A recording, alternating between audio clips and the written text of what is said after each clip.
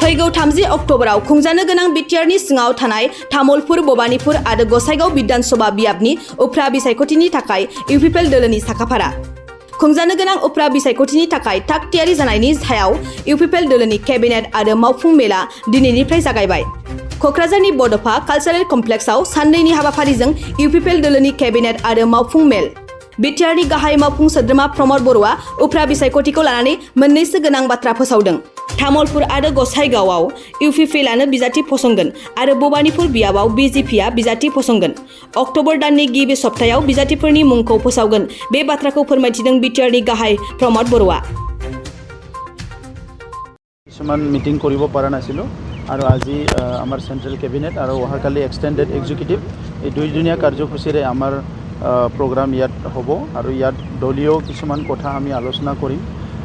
আমাৰ দলত বহুখিনি এজেণ্ডা ইমপ্লিমেণ্ট কৰিব লগা আছে। আমাৰ ভিজন মিছন যি আছে ইউপিপিএলৰ এই আটাই কথা লৈ পেলাই আমি আলোচনা কৰিম আৰু ইয়াৰ পিছত বড়োলেণ্ড অঞ্চলখন এটা উন্নত অঞ্চল হিচাপে গঢ় দিয়াত ইউপিপিএল দলে যেনেকৈ ৰোল ল'ব লাগে সেইখিনি ৰোল লোৱাৰ কাৰণে আমি একেলগে আগবাঢ়ি যাম।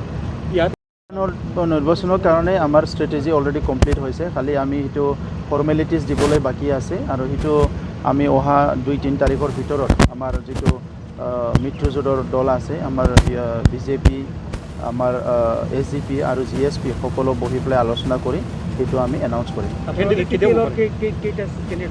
দুটা কেণ্ডিডেট হ'ব, দুটা চিটটো ইউপিপিএলৰে আছিলে, সেই হিচাপে দুটা হ'ব। বিজেপিৰ এটা হ'ব, যিটো আছে আপোনাৰ ভবানীপুৰ, এইটো বিজেপিৰ হ'ব। আমি গোটেইকেইটা চিট আমি একেলগে জিকিম। ইয়াত তামুলপুৰত বিজেপি ফালৰ পৰা এজন নেতা ষ্টাইল নেতা হয়, ইয়াত একো ক'ব লগা নাই। তেনেকুৱা নেতা বহুত আহে যায়, আপোনালোকে দেখিছে পলিটিক্সত, ৰাজনীতি পথাৰখনত তেনেকুৱা বহুত আহে যায়। কিন্তু দলৰ নীতি আদৰ্শ, দলৰ ডিচিপ্লিন যোনে মানি থাকিব, সেয়েহে দলত থাকি পেলাই আপুনি নিজৰ যিটো কেৰিয়াৰ সেইটো গঢ়িব পাৰিব। MLA মন্ত্ৰী হ'বলৈ ইমান বলীয়া হৈ লাভ নাই। ৰাইজৰ কাৰণে কি কাম কৰে এইটোহে ডাঙৰ কথা। আপোনাৰ ৰাইজক লৈ কি সপোন আছে, কি এজেণ্ডা আছে, সেইটো আপোনালোকে মানে ঠিক কৰিব লাগে এনেকুৱা ব্যক্তিবিলাকে। কিন্তু তেখেতসকলে MLA MP হ'বলৈ যিটো বলিয়ালি দেখায় কিছুমান সময়ত, সেইবিলাক মানুহবিলাকে দলৰ মানে মজিয়াৰ পৰা কেতিয়াবা আউট হৈ যায়।